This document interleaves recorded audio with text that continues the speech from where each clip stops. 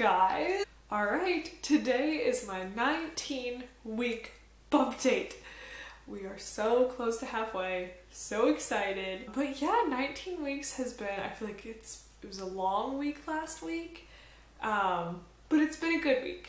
Okay, so first off, the biggest thing this week has just been stress on my part, which isn't pregnancy related. It's just been part of this past week because we're trying to get ready for the gender reveal party, which is going to be here, and we're having a lot of company come in that we didn't expect to come in, and so we're going to be feeding a lot of people and housing a bunch of people. And then the next weekend we have St. Patrick's Day and a military ball, and the weekend after that is Jonathan's birthday, and then the weekend after that is one of my very best friends' bridal shower that I'm throwing and bachelorette party up in Ohio. So these are my lists. This is to-do list. This is all the stuff I need to get and do in the next 2 weeks. Not even. Some in the next couple days. So I've just been like busting my butt trying to get stuff done when Jonathan's sleeping and when I have time. Luckily James got home the other day.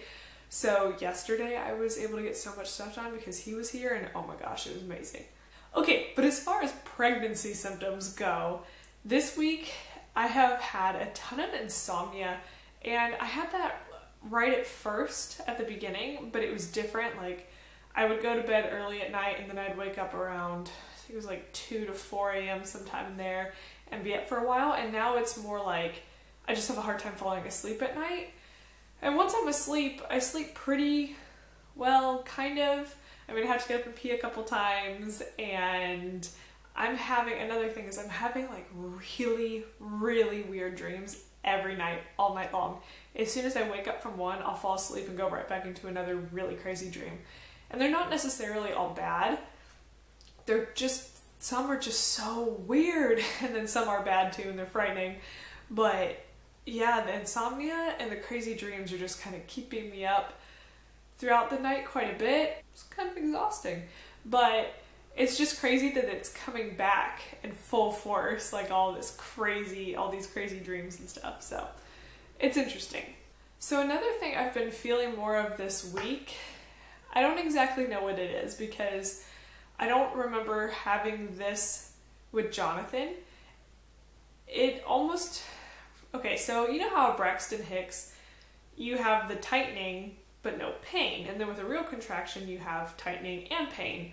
And with this, it's just kind of like a little pain but no tightening, but it's almost like a cramp type pain. So I'm kind of wondering if baby's just spreading out and they're hitting something that's just maybe like a nerve or something that just is uncomfortable. And like I said, I don't remember having that with Jonathan. So I don't know what it is, but I think it's that because usually when I have that pain, I can feel them moving around quite a bit. So yeah, I think that's what it is. It's almost like the opposite of a Braxton Hicks though. I apparently am at the point where I feel like a turtle on my back already, which is sad because I'm not even 20 weeks yet. But already just getting off the couch and stuff, I'm like, oh, this is more difficult than I remember it being. I'm short too, so it's already kind of hard to get off the couch when you're all like snuggled back in because my feet don't even come close to touching the ground in any chair or couch ever. So, you know, I already kind of have to give myself a little heave-ho as is, and now it's like, oh, I get a little stuck. So already I'm feeling baby up right near my ribs. I'm assuming they're feet. I don't know if they're feet or maybe arms or a butt. I don't know, but it feels like feet to me. And I don't remember having feet up near my ribs with Jonathan until much later. And so that makes me think that this baby is sitting a little bit higher than he was.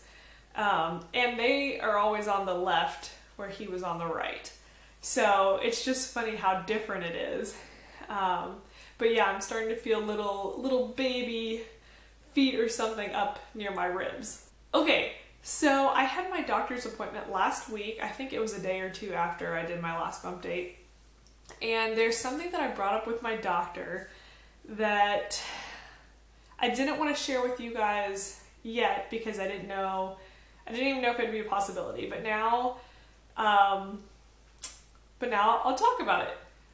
So, I made a video with my last pregnancy stating why I was having a planned C-section, and that's because I've had both of my hips replaced, and my doctor, as well as my orthopedic surgeon that had replaced my hips up in Ohio, didn't want to run the risk of dislocation from having a vaginal birth. Part of that was due to the fact that, when I had my hips replaced originally, my range of motion was pretty limited because I couldn't move very freely before I had them replaced.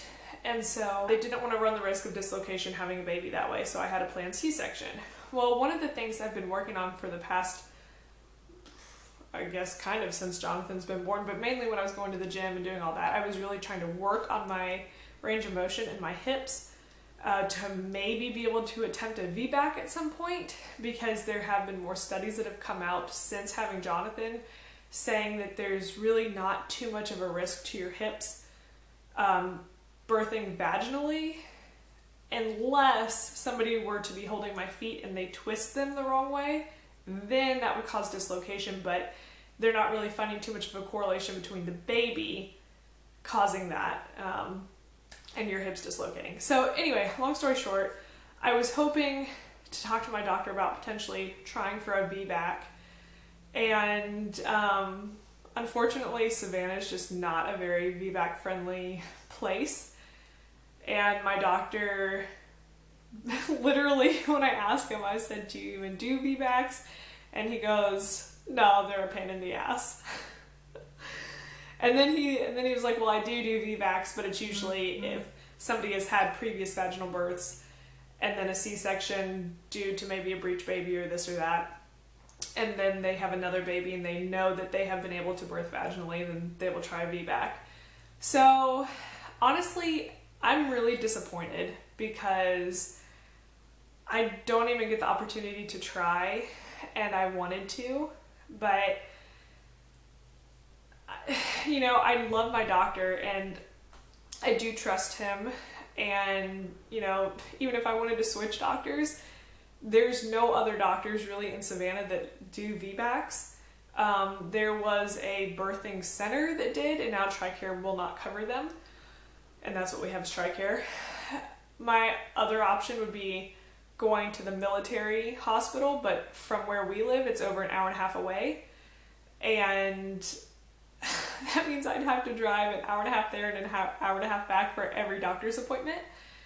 And I just don't think that that's very realistic, but they tend to be more Vbac friendly at military hospitals. So not only that, I've always had bad experiences with military hospitals, so I don't know if I'm willing to even try that. But yeah, I'm just a little disappointed because I was hoping to do a Vbac or at least attempt, but it seems that that's kind of off the table. So I don't know. I may still keep trying to talk him into it. We'll see what happens.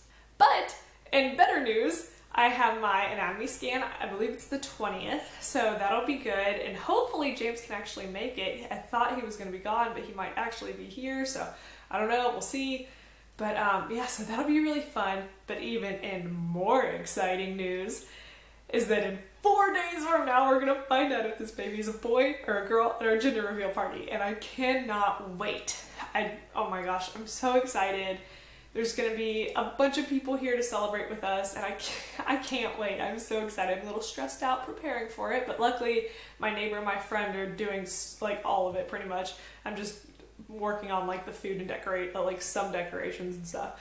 But yeah, they're doing awesome, like doing all this for me. It's so nice. But we can't wait, and I will try to get the video up as soon as possible for you guys so that you can find out, pretty much with us. But yeah, I'm excited. So only 4 more days and we will get to find out what this baby is. So hopefully before then I'll be able to get up an old wives' tale gender video. I forget what I named it when I did it with Jonathan, but I want to try to get one of those up before the party. It's just going to be a matter of whether I have time or not, and I'm really going to try. So yeah, guys, that's pretty much it for 19 weeks. Sorry I've been rambling, but that's what's happening this week. Anyways, I will show you my 19-week belly.